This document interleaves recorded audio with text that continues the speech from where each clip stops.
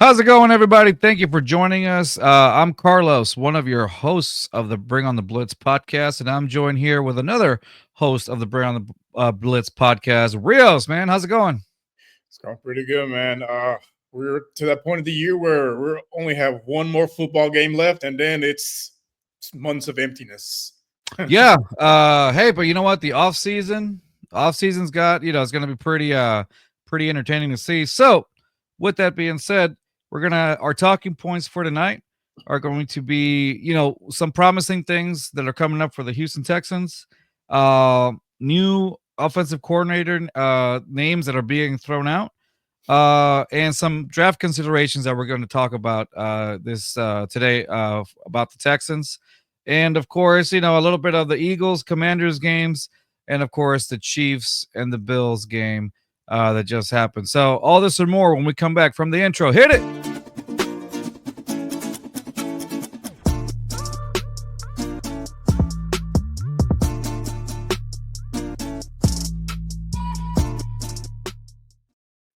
All right. So there are some, news came out that obviously Bobby Slowick and the Texans, Bobby Slowick isn't with the Texans anymore. And so right now the Texans are doing some OC shopping, right? Kind of looking at some people, a few names that were thrown out on there. One of them is Jerrod Johnson, who's I believe in consideration as well. Like, or did he? I can't remember if he got already interviewed, but he's Interview today. interviewed today. Yeah. So, Rios, I know you have brought it up. Can you tell us again what are some points? You brought up about Jerrod Johnson possibly being an offensive coordinator in one of our shows before. What makes you feel good about Jerrod Johnson being the offensive coordinator for the Texans? Yeah, like with any candidate, there's going to be your pros and your cons. I think one of the pros is he's been with CJ since he was in high school, so he's had a pretty good relationship with him, and they have good camaraderie. And he's a known quantity. Like when these young quarterbacks are learning to develop good habits and good traits and all this, like you want to have continuity. With a lot of these quarterbacks, what hinders their development is the lack of continuity. Like you'll get a new coach every year or a new coordinator every year. CJ's going to his third year, so and it's going to have a new voice running the offense, whether it's a familiar person in Jerrod Johnson or somebody new. So he was, the quarterbacks coach for the Texans. So he is, familiar with how, Stroud's strengths. And I think with him, he can definitely build a game plan that focuses a little bit more on what CJ does well instead of trying to, basically put a square peg into a circle. Like that's what it felt like with the Shanahan version of the offense that Slowick ran. It did, in my opinion, it didn't really suit the quarterback's skill set. We saw him excel last season in spread formations, up-tempo offense, similar to what he ran at Ohio State. And you see that when the games this past weekend, the Commanders against the Eagles. The Commanders, excuse me, they run a type of offense where it's a spread offense. They focus on what Jaden Daniels does well, which is, up tempo, spread the ball out, and also utilizing him as a runner. I don't know if it was by design that they didn't have Stroud run more, or if it was, him just not wanting to do it until he absolutely necessary. But I think that's another thing that they should incorporate. And I think Jerrod Johnson probably would be the guy to help him because he's familiar with, what he's able to do as far as being a runner and, help him develop in that aspect of his game. But the cons, I would say, is it could possibly be the same offense that we saw that Slowick ran, and in my opinion, that's not the way to go. I think they need to go ahead and leave the Shanahan offense in the past. You need some. You would like to see something with. I believe we talked about this before. Something with like a spread formation, something where we're like CJ can kind of clearly see the field and things like that, right? And of course, utilize his legs, right? Something that we saw a little bit towards the end of the season. CJ Stroud using his legs, and obviously you got to see a lot of more options for CJ open up with that. So I think things happen better offensively for the Texans once CJ Stroud starts using his legs a little more. I mean, these defenders, man, they're coming at you. It's got to be that thing where now you have to be able to be mobile. Even like if you look at Patrick Mahomes and Josh Allen yesterday, you have to be able to be a mobile quarterback, And I think CJ needs to be put in the position where, hey, you got to be able to utilize your legs a little more, run a little bit, go for those first downs, and he was doing that. Like to his credit, he was doing that. I saw do it efficiently against the Chargers. Yeah. He started doing that a little bit against the Chiefs, and I feel like it did open up a little bit more of his options. But obviously, in the end, it didn't work. But you started seeing like a little bit more energy in the offense as well, just by CJ being able to use his legs more. It picks up the pace and it fires your guys up. Seeing Right. you sacrifice your body to get those extra yards. I prefer you didn't do it that often, but Yeah, I mean, not in every play, not in every single play, but when you know that your options are limited, just go straight. I That's think he needs to study Mahomes' running ability. Like, watch the film when Mahomes runs the ball, because Mahomes is not the most athletic of quarterbacks. Like, he looks like a dad jogging out there, but he's not first down. Rockets going. Yeah, keep going.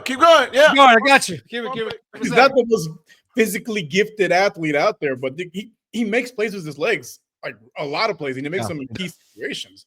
So I think CJ this offseason, besides getting his body right to take a little bit more punishment, watch the film of how Mahomes, when he takes off, how he takes off, analyze that and utilize that into your own skill set, because there's similar answers, because CJ doesn't look like the most athletic guy out there. He's not gonna, he's not a Jaden Daniels type of runner. He's not a Josh Allen to run you over, but he can still make plays with his legs. He's just got to be smart about it. That's right. Oh, by the way, Papi joined us. How's it going, Papi? Hola. There you go. He's our other gorilla. How's it going, bro? Oh, Jesus. All right. We're going with that. I'm good. Sorry, I had some technical difficulties, but it should all be working now. You're good. Hey, so we were right before you logged in, we were talking about the Texans. They're OC shopping right now. So they interviewed Jerrod Johnson, which like Rios explained, he has been with CJ Stroud since his high school days. And so he got interviewed today. And so what are your thoughts on Jerrod Johnson, Papi? I'm not very familiar with him, but honestly, after the offensive display we saw all of this season, I'll basically take anybody. Okay. It is going to run the same thing, but I think he comes from that coaching tree, and it's probably going to be the same offense, which is my biggest concern, because I think they need to move away from it. I feel like coordinators have caught on to it. Okay, if you're telling me that it's going to be any way similar, then we need to stay away from that. Like, we need some more creative and smart play calling. Okay. I and you could see it all throughout the season. You could see it all throughout the playoffs. It got to the point where, like, CJ was, as you guys were saying, running the freaking ball, because like he was literally out of options in the open field. But like, it's just like the play calling keeps being so stagnant and so lackluster. Like, if it's third and long, because like we commit so many penalties, we lose so many yards just on that alone. If you're on a third and long, why are we throwing screens? Like, we're not Philly, dude. Like, we don't have like the best running back in the league that can just break a tackle. Like, whenever you get your hands on Mixon, you will get him down. Like, he's shifty for sure. He's speedy. If he can find a gap, he'll find it. But once you get your hands on him, he's not going to run you over. He's not that type of running back. Yeah, Saquon Barkley's in a whole different class rather than Mixon. And we talked about it in the offseason, and just seeing the contracts, it's like, man, just a couple more $1 million. You got to Saquon. Yeah, and that was one of the guys that you and me were really like hoping that the Texans would reach for. I mean, if we reach for somebody like Diggs, why couldn't we, try to get somebody like Saquon, who we knew like his time in New York was up. So I was like, why not come to the South, man? Yeah. So sorry, I want to stick back with the OCs real quick. We'll get more into the other stuff. So with the OC, another guy that was in it. Well, the thing with Jerrod Johnson, like what I like is, like you said, Rios. He's been with CJ. He knows the system. He knows he was he was with the Texans this season, and I'm begging to think if they really if the thought was that Slowick was was holding the team back, then why not give Jerrod Johnson a try? You know what I mean? During that time, it kind of makes me think. So at the moment, I would be curious to see. Yes, in hindsight, it does look like he would run the same, but it all depends, right? We don't really know until if it does happen. But so that's it's up in the air. So he did get interviewed today, barely. So we'll see how that goes. They also, I believe, today, was also Jeff Nixon's from Syracuse. He interviewed for the That's what I'm Texans. looking at right now. Yeah, offensive coordinator. So so I followed a guy in Syracuse this season, Trebor Peña. He's a wide receiver. So in the beginning, he had like one of those careers where he was kind of plagued by injuries, at the beginning, and then now, like, he had a stellar year this season. He had a standout year, to be said. So, for example, he's the Syracuse Orange. They kind of run like a pro style offense. They balance with runs and pass plays, and the offense is basically very like NFL style offense or whatever. They use a lot of tight ends and fullbacks, and they use more, more tight ends and fullbacks than the traditional, like, college offense would. So I feel like you would see, like, if he were to get it, you would see a lot of, like, maybe, a little bit more more tight ends in play or whatnot, and so a little bit of a balance between the run and the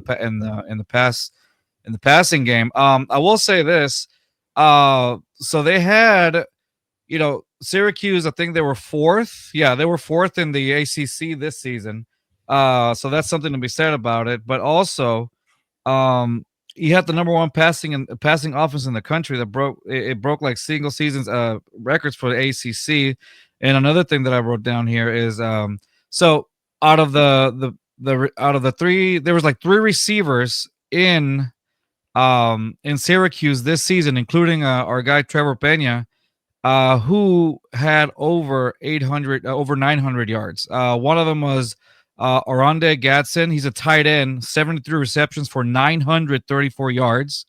Trebor Peña, the 84 receptions for 941 yards, and Jason Meeks, wide receiver, 78 receptions for 1,021 yards. So obviously the ball does get spread around a little bit. And then as far as rushing, one second, sorry. As far as rushing is concerned, LeQuint Allen, he had 228 carries, 1,021 yards. And so you had three receivers, and one of them being a tight end with over 900 yards. And one of the receivers was over 1,000, and then your running back was also over 1,000. I mean, that speaks volumes in the type of offense that he runs. I mean, that's why I think it's a pretty strong candidate in this. So I'd like to see how this goes, because I think this will kind of change a little bit of the offensive style that Texans have going on. Yeah, for me personally, I'm not so much enamored with particular names. I'm more focused towards the scheme that they're going to bring. If it's for example, what Ohio State runs with Chip Kelly, that spread offense, similar to what CJ ran, would work well for him in spurts through this season. Right. If they incorporate something like that, I'll be on board with a decision like that, because with like I said, that's basically the skill set that best suits your quarterback. Like, he operates best out of the spread. Why don't you guys run that the whole game?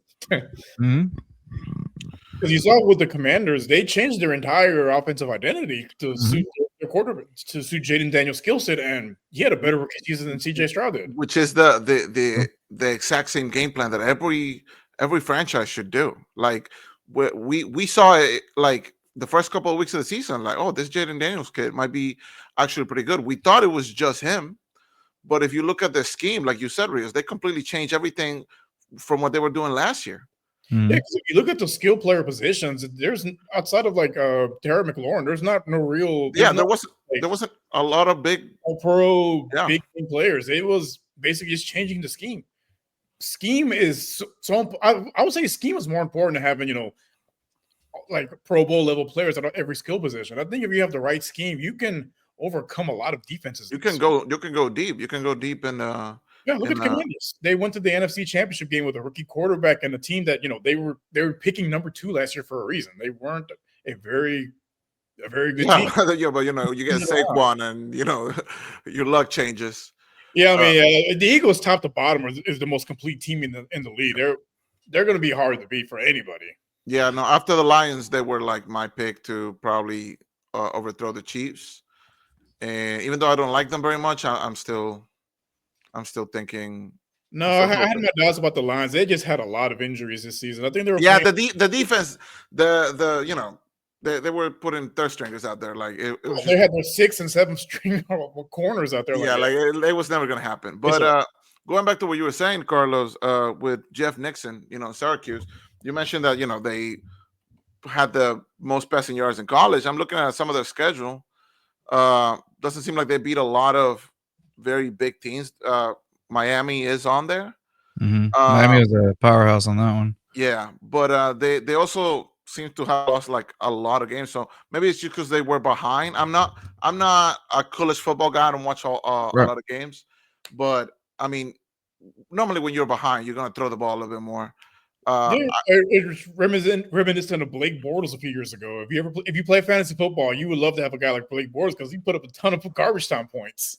Like, you think this dude's a all pro quarterback, but it was all yeah. That's why I'm not trying to look too much into like those kind of stats. Like kind of like Rios said, like the scheme is very important, but I just want something different. At this point, like we thought the Slowick offense on CJ's year 1, we thought it was going to be enough, right? And then we got more weapons, and we thought this was going to be it. Obviously, that wasn't the case. Yes, we had a few injuries this year, but I mean, not that. I mean, I don't think it was as bad as year 1 as far as injuries go. Yeah. And then we just saw that this kind of offense, like with the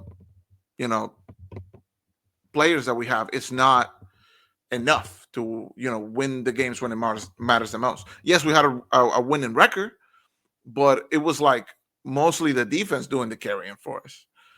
Yeah, I wouldn't mind seeing the team kind of emulating what the Sean McVay offense looks like. Because if you look at them, Puka Nacua came out of nowhere. He was a fourth or 5th round pick, and yeah, he was like their number 1 receiver after the season was over.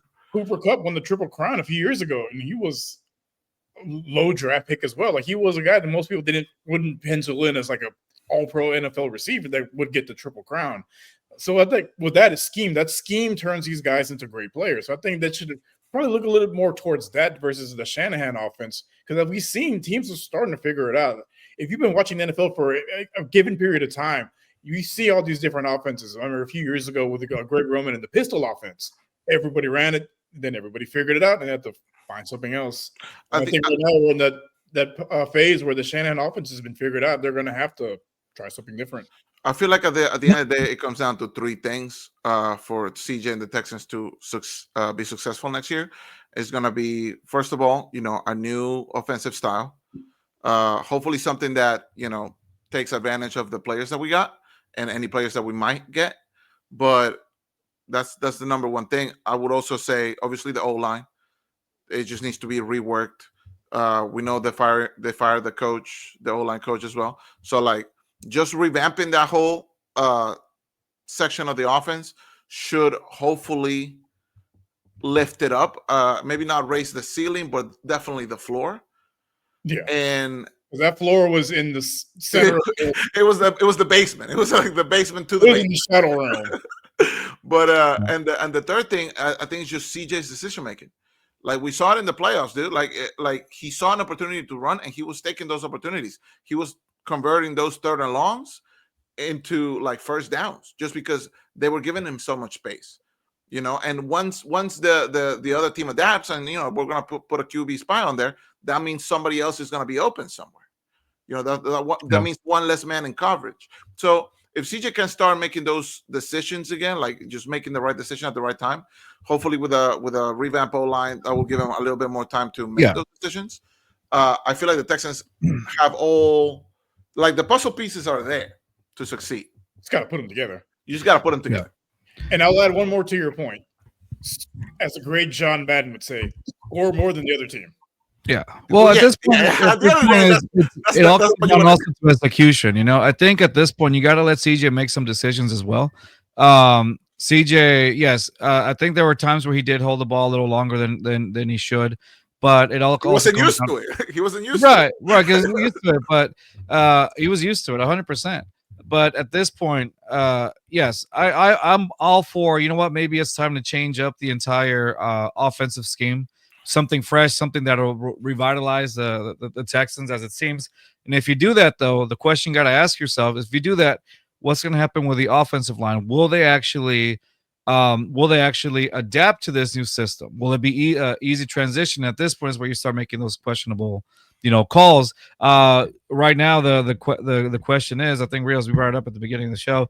It was, like a guy like Titus Howard. Okay, Titus Howard at right tackle this season wasn't at his best. But Blake Fisher was, right. You put Blake Fisher there. They move Titus Howard over to left guard, if I'm not mistaken, left guard, and suddenly he's Titus Howard was pretty consistent when it came to left guard, but Serviceable. Serviceable, yeah, at best. But he held it down at least. But what do you do with that? Do you still pay him the same amount? What's going on in the left guard position? Yeah, we talked about it off air. So at the right tackle position, he's one of the highest paid right tackles. Right. But you can live with that if the performance is up there. But he was Blake Fisher outperformed him at that position, and he's on a rookie deal.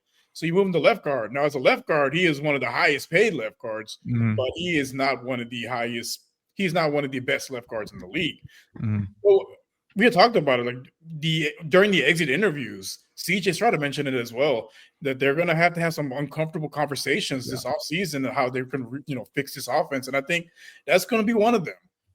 Yeah, the conversation with Titus Howard, like, are they able to restructure him? Are they going to trade him? Like, they're going to have to figure that out because the offensive line is one of the highest paid position groups in the entire NFL, and they were statistically at the bottom of almost every major category.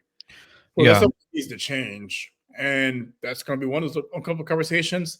And speaking of the line, part of the offensive line, it also includes the tight ends. You're going to need tight ends to block, and I think another uncomfortable conversation is going to be what they do with Dalton Schultz.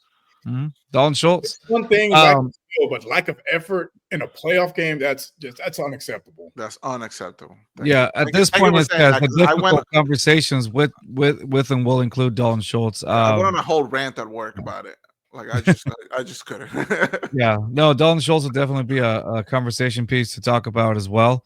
That I 100%. I agree. There was a lot of regression from Dalton Schultz this season.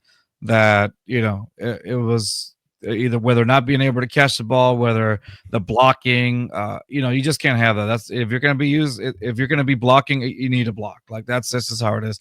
And also, I mean, and even that, like, it also depends who you're blocking. I think there was areas where they were using him to block. What's his name from? Say it again.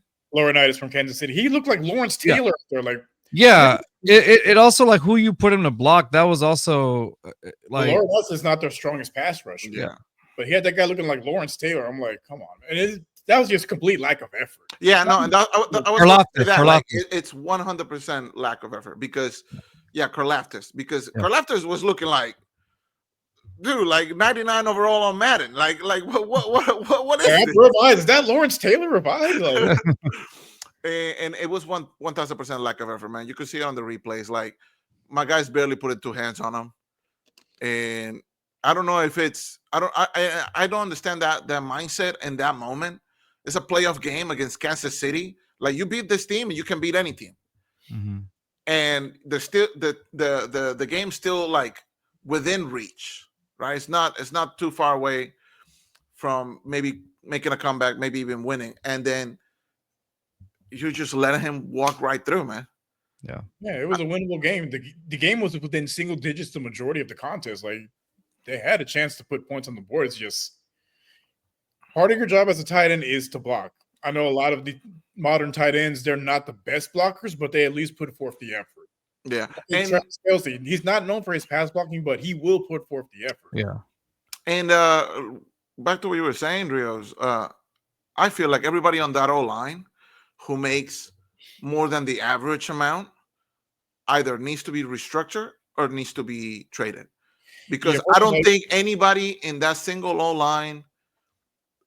as a starter when the season started, I don't think they deserve to come back next year on that same payroll. That is ludicrous. They performed like a bunch of rookies for most of the season. Yeah, it was very underperforming, and compared to what they're earning, I think you're going to have to make changes at right guard. You're going to have to make changes at left guard. They're either have to restructure Titus Howard, or they're going to have to, trade him. Guard. And at that point, I'm trading. I'm Because trading. At that point, I'm selling the house, man. They got a little bit of salary cap space. I can't remember the exact number, but they like 14 million or something like that. Yeah, I know it's under like 15 million. They can make some moves to get that number a little bit higher, because they're going to have to. I guess it's going to really depend what the strategy is to rebuild this offensive line. Do you go with veterans, or do you look towards the draft? You would have to go with veterans. If you're trying to win now, or at least compete now, you have to go with veterans. You don't want to bring a whole O-line with nothing but rookies and year 2 players into the playoffs and hope that you're gonna make it far. Yeah, I know this draft is pretty strong with tackles. I'm not too sure about the guards, though. I'm not sure there's like a day 1 starter that's going to be available where they're drafting. So it's going to be interesting to see which route they decide to go with. Yeah. And I'm hoping they're going to go with a veteran. And I hope once they hire an OC and then they figure out what scheme they're going to run, I hope that's when they start making those type of moves. I don't know what free agency is looking like this offseason as far as the guard play or the center play, but there's some moves that will need to be made. We cannot come back next year with the same lineup. I think they're okay with Patterson at center. I don't see a major upgrade. Yeah, I agree. Draft. So I think they give. I also like him at guard though, so he's somebody that you can like maybe switch move him around. But I think he plays better as a center, because you saw the communication in the offensive line was much improved once he became the center. I mean, but it was hard to not improve. I mean, it was a low floor, but because when did they put him at center? Was it week 6, week 7? No, it was towards the end of the season. Was it week 10? I thought it was much earlier than that. No, he got injured at one point, but it was like past the halfway point of the season. Okay. But once they moved him, you saw those false starts and those pre-snap penalties cut in half, essentially. One of the issues that Stroud had when he was the center was he struggled with the communication, and I think it came out in the interviews later on throughout the season that that was one of his areas of concern when he was at center was the communication, and possibly that's where a lot of those sacks and pre-snap penalties came from. And we saw that cleaned up once once Patterson was at center. So I think they're going to be set there. Now, I guess the question is, where do you play Drew Scruggs? Yeah. So at this point, if I'm looking at the draft, one name does come out for me in the draft for interior lineman, and I'm looking at Tyler Booker from Alabama. Y'all know that the Texans love those SEC players, right? What's the Texans pick this year? They're the 25th. 25th. So I think if you're really trying to address that offensive line, if you were to choose in that round, I would say you choose somebody. I don't know if Tyler Booker will be available by then, most likely. But if you're going in the first round on 25th, if you're looking to improve that interior line, Tyler Booker, I mean, again, he fits that motto of an SEC player that the Texans always look for. He's got a well-built guard at NFL size, weight distribution, gives him like a ton of power in his lower half. Great leg drive, moves linemen against their will. Is pretty good at that. Strong hands and core to not disengage after moves and counters. Imposing double team blocker. Like feet are very quick, or quicker than a lot of the interior offensive linemen. He's just very impressive. So that's the guy that they could look forward to. Let me ask you something though. Sure. Do the Texans draft a lineman in the first round? I'm thinking, in my opinion, I think they go with a skill position player, either with a tight end or a wide receiver. Because you're going to have some options at 25, just depending on how the draft shakes out. Do you think the Texans trade that first round to get a skill position from a trade, like elsewhere? I mean, because honestly, I don't see a lot of draft guys coming into this team and making an impact right away. I think as far as receivers, if they're staying pat at 25, I think one receiver that I would think they would have keep an eye on would be Emeka. I'm butchering his name. Emeka Egbuka from Ohio State. Kylian Mbappe, is that what you said? Yeah, Emeka Egbuka from Ohio State. I think as far as the receivers go in this draft class, it's not as strong as last year's class, but I think out of all the receivers in this draft, he's probably the most pro ready. What's the core right now? It's Collins. Is Diggs coming back? They haven't said anything. That's up in the air still with me. Yeah, in my mind, I think they want him to come back, but I don't see it happening. You think he wants the bag elsewhere, or? I think at his age, he's probably looking for that last payday. And again, we'll see how it pans out. Like I said, of all the interviews, the coaching staff and the players, they would love to have him back. And it seems like he wants to come back. I think it's just really going to come down to the financials. I think so we'll see. Either way, you still got to get younger at the position because Tank Dell is more than likely going to be out for the 20. Yeah, he's probably not coming back next year.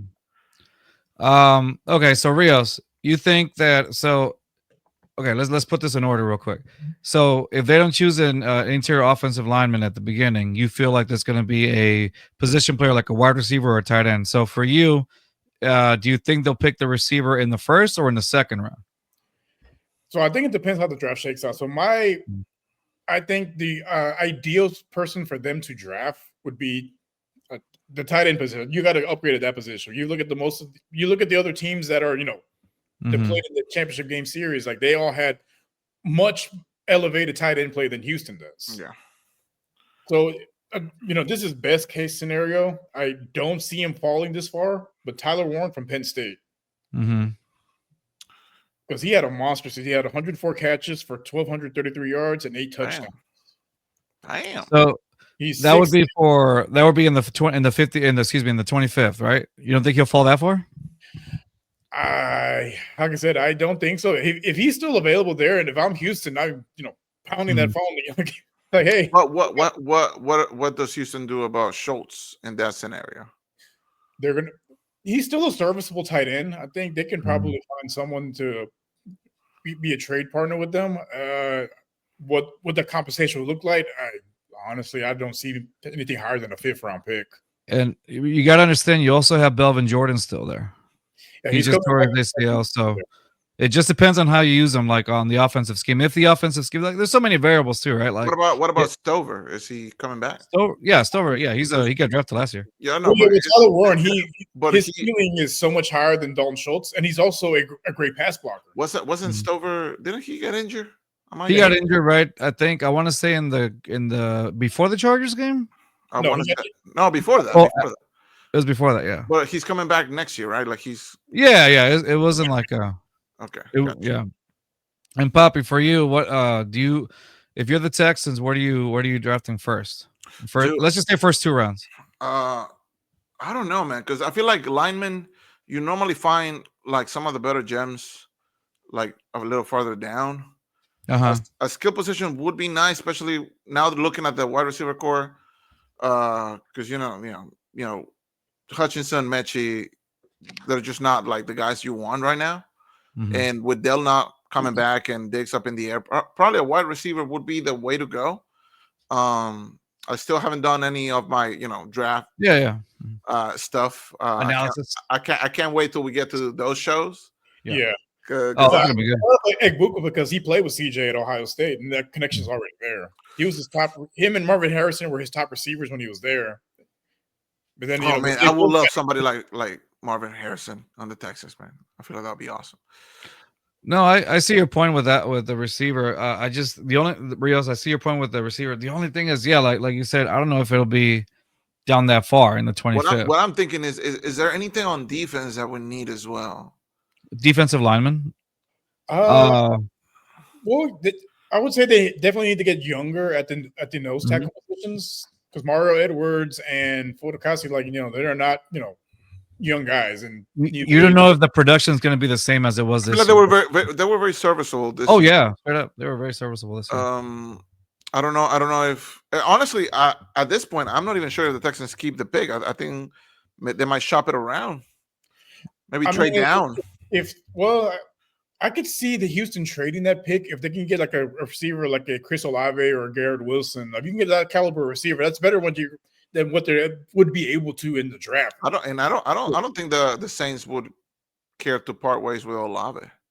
Yeah, but you got to wonder about with Olave. You got to worry about the concussions. That's the thing.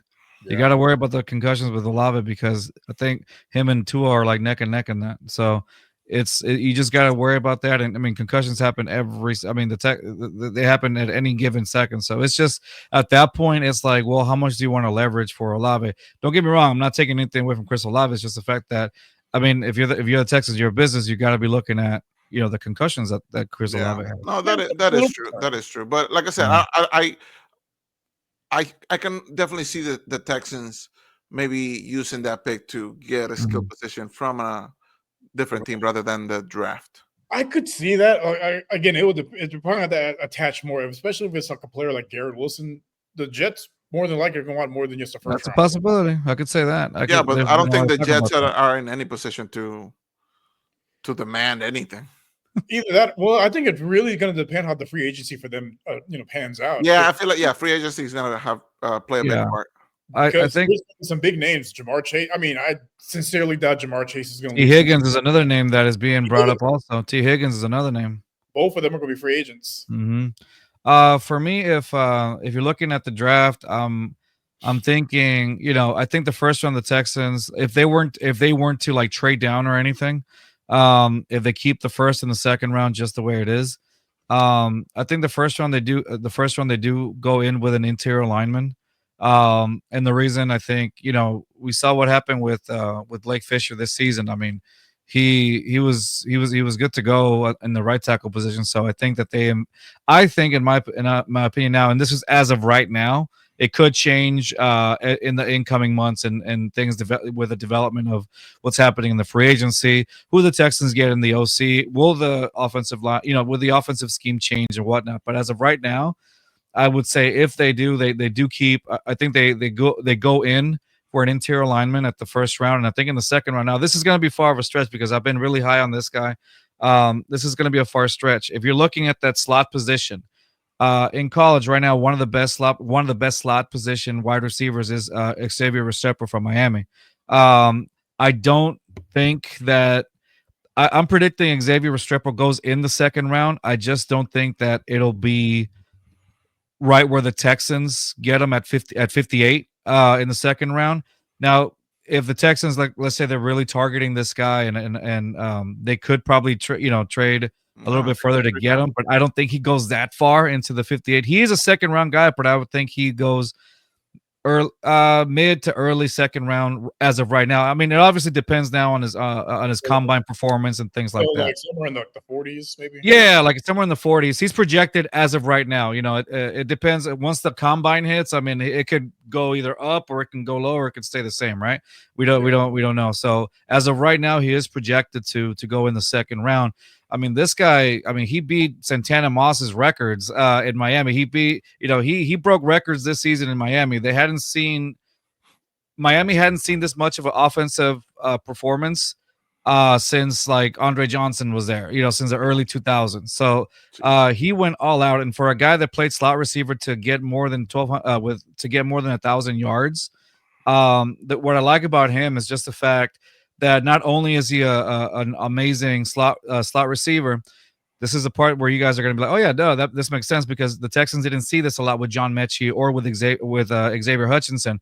He's really good at the separation. He's really good at improvising plays. Like yeah.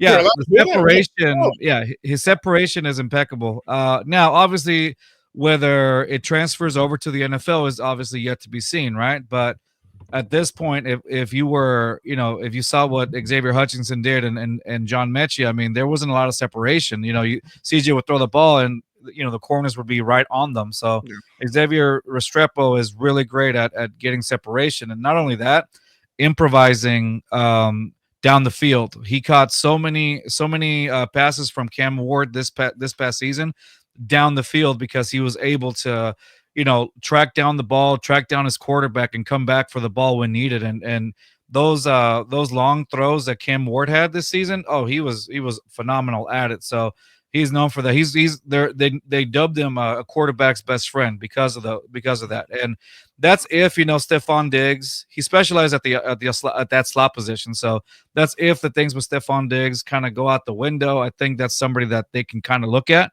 and say, okay, well, it's youth, right? Number one, and you don't have to spend an arm and a leg on a slot receiver at this point. So it's a viable option to look at.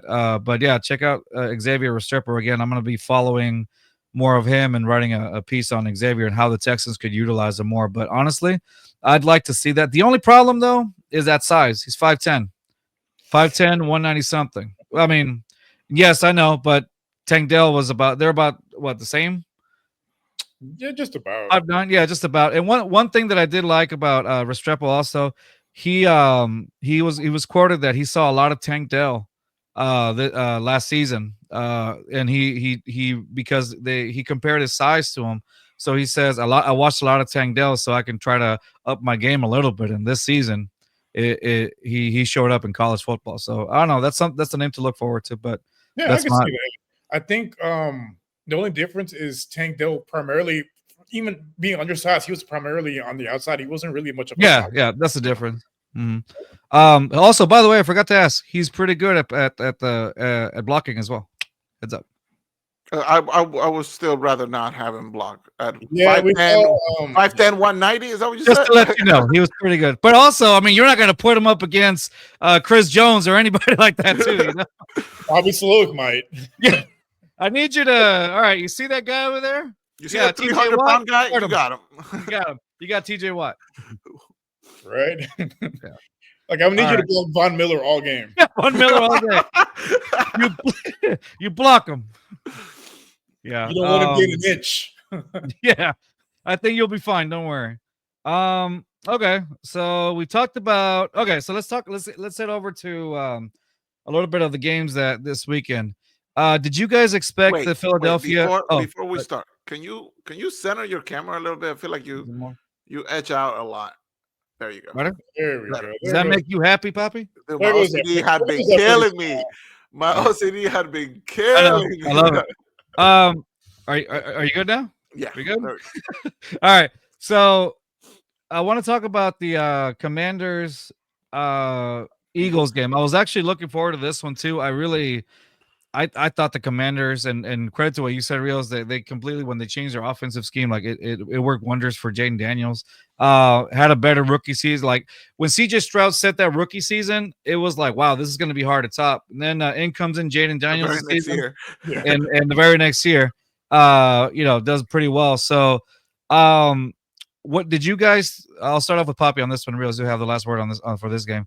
Papi, did you expect the results to be the way that they were with the Eagles, or did you expect a little bit more of a fight from the Commanders? I expected before the game, I was hoping it was going to be more of a fight. I believe the Eagles were always the better team going into it. Mm-hmm. And I saw the Commanders as more of a Cinderella story, even though they have been very impressive, right? Like the whole year, right? Like marriage to them, they completely outshone their own expectations. But going into this game, I was hoping it would be a little bit closer. I thought the Eagles were going to come out on top. That first drive for the Commanders, I believe they got 3 points out of it. Yeah, and 18 plays for 3 points. It was like very like methodical and very inch by inch type of drive. And I was like, okay, but they haven't in them to like get points against this Eagles defense. Right. And then the moment Saquon just took off for 60 yards in the first play, I was like, I think I texted on the chat. I was like, I think it's over. That's a momentum killer. I think it's over. Like any hope that they had, it was gone. And then you see after like the second fumble, because like going into this game, the Commanders had no turnovers in the playoffs. Right. And then they had 2 turnovers like the first quarter. Yeah.